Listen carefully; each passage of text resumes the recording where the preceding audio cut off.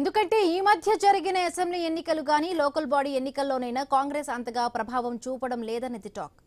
ఎందుకంటే మహారాష్ట్రలో జరిగిన మున్సిపల్ ఎన్నికల్లో ఇండి కూటమి చావు దెబ్బలు తిందన్న విషయం ఫలితాలను బట్టి తెలుస్తోంది. ఇండి కూటమిలోని పార్టీల కంచుకోటల్లో కూడా ఎన్డీఏ మిత్రపక్షాలు జెండా పాతాయి.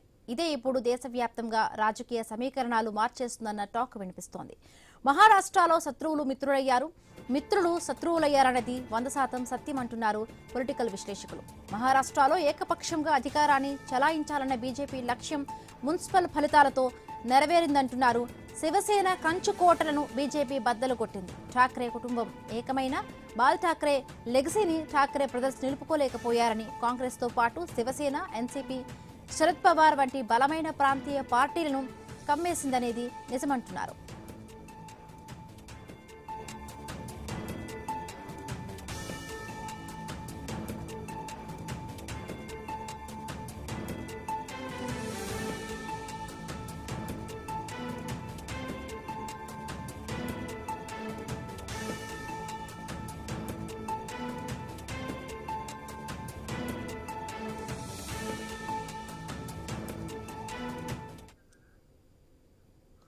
అందుకే బృహన్ ముంబై మున్సిపల్ కార్పొరేషన్ ఎన్నికలు ముగియడంతో ఇప్పుడు దేశం దృష్టి బెంగాలీ ఎన్నికలపై పడింది. రాజకీయ పార్టీలు తూర్పు బంగ్లాలో పాగా వేసేందుకు ఇప్పటి నుండే ఎత్తులు, వ్యూహాలకు పదును పెడుతూ ఉన్నాయి.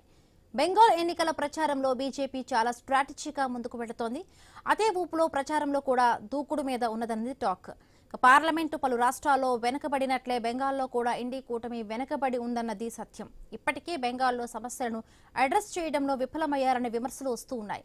ముఖ్యంగా గతంలో కూడా ఏ రాష్ట్రంలో ఎన్నికలు జరిగినా సీట్ల పంపకం ఇండియా కూటమికి సవాలుగా మారింది. మొన్నటి బీహార్ అసెంబ్లీ ఎన్నికల్లో కూడా ఆర్జేడీ కాంగ్రెస్ ను కాదని అన్ని సీట్లకు అభ్యర్థులను ప్రకటించి ఒంటరిగానే పోటీలోకి దిగింది. అక్కడ కూడా ఇండి కూటమి ఎలాంటి ప్రభావం చూపలేకపోయింది. అదే ఓటమికి ప్రధాన కారణమైతే బీజేపీ గెలుపుకు నాంది పలికిందన్నది టాక్. త్వరలోనే బెంగాల్లో జరగబోయే ఎన్నికల్లో కూడా అదే జరుగుతుందన్న టాక్ వినిపిస్తోంది.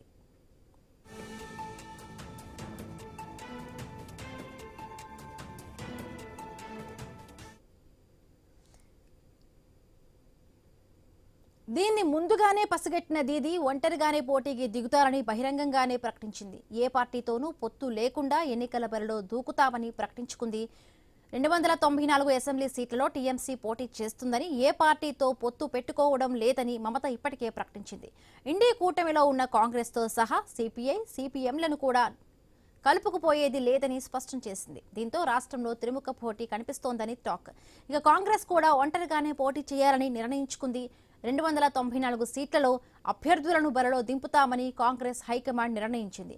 పశ్చిమ బెంగాల్పై ఢిల్లీలో ఏఐసీసీ చీఫ్ ఖర్గే ఆధ్వర్యంలో ప్రత్యేక సమావేశం జరిగింది. రాహుల్, కేసీ వేణుగోపాల్ పాల్గొన్న ఈ సమావేశంలో ఒంటరి పోరుకే జై కొట్టారు. దీంతో ఇప్పుడు ఎవరికి వారే అన్నట్టుగా మారింది. అటు ఇప్పటికే రాష్ట్రంలో త్రిముఖ పోరు ఉంటుందని మమత ప్రకటించింది. అటు కాంగ్రెస్, కమ్యూనిస్టులు కూడా మమతతో కలిసేందుకు చేతులెత్తేయడంతో బీజేపీ, టీఎంసీ మధ్యనే ద్విముఖ ఫైట్ మారుతుందన్నది పొలిటికల్ లెక్క. ఇండి కూటమి అసమర్థత, దీదీపై ఉన్న వ్యక్తిగత సంతృప్తితోనే బీజేపీ గెలుపుకు ప్రతిపక్షాలు పరోక్షంగా దోహదపడుతున్నాయని విమర్శలు కూడా మొదలయ్యాయి. అటు కమలం పార్టీ కూడా బెంగాల్లో బీజేపీ కామన్ శత్రువులు ఏకం కాకుండా చూస్తుందన్న టాక్ వినిపిస్తోంది. ఇప్పటికే మమత ఒంటరిగా బీజేపీపై రాజకీయ యుద్ధం చేస్తోంది. ఎన్నికల షెడ్యూల్ రాకముందే బీజేపీ, టీఎంసీలు రాష్ట్రాన్ని రణక్షేత్రంగా మార్చాయన్న టాక్ వినిపిస్తోంది. తమ రాజకీయ ఎత్తులు, వ్యూహాలు, కుట్రలు, ప్రత్యర్థులను ఓడించాలన్న జిత్తులతో బెంగాల్ అగ్నిగుండంగా మారింది. సహజంగానే కుల మత రాజకీయాలతో సున్నితంగా ఉండే కోల్కతా ఇప్పుడు ఎన్నికల వేళ నివురు గప్పిన నిప్పులా మారిందన్న ప్రచారం జరుగుతోంది.